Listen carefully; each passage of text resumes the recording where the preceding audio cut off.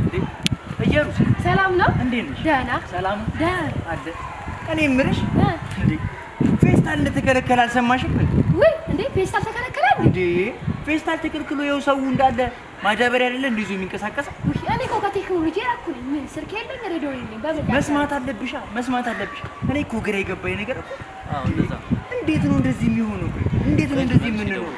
እና እሺ በምንድን ነው እቃችንን የምናስቀምጠው? በማዳበሪያ ባለፈው ዳቦ ለገዛ ሂጄ በወረቀት ሰጡ። ወረቀት እኮ ይበሰብሳል እንዴ? እኔ እኮ ግራ እኮ ነው የሚገባኝ። ሰዎች ምን ሆናችሁ ነው? ሰላም አሁን እኮ ታዝብ እያዩአችሁ ነው። ምን ሆናችሁ ነው እንደዚህ ነው? አንተ ደግሞ አታማር እንዴ? ስለ ፌስታል ነው እያወራችሁ የነበረው? እና ፌስታል እኮ ጥቅሙ እንደው ጥሩ ነው። ፌስታል መተታው አስቡት እንጂ ስንቱ ፌስታል በየቦታው እንደሚጣል አንድ በየቦታው የሚጣል ለምን ማስወገድ አንችልም? ፌስታልና እኩስ አንድ ለሱ ነው እንጂ ሌላውን ተው። በክረምት ላይ ቱቦ የሚደፍነው ምንድን ነው? ፌስታል አይደል እንዴ ራሱ?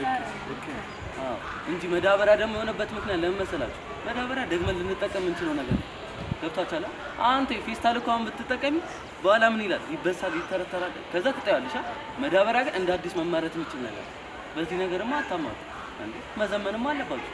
አንቺም ደግሞ ስልክሽ እንዴ ስልክ መግዛት አለብሽ። ሬዲዮ ባገዥውላ በስልክሽ ሬዲዮ ማዳመጥ ትችላለሽ። አንተም ደግሞ እንደዚህ አታማሩ። ከጥቅሙ ጉዳቱ ጥቅሙን እየተው ጉዳቱ ብቻ ይታይ። በጣም ችግር የለም። ግን እንዲህ ስታማር እንዳለ አንቺም ቢሆን ስልክ አሪፍ ነገር ነው። በቃል አስቆም አመሰግናለሁ። ችግር የለም።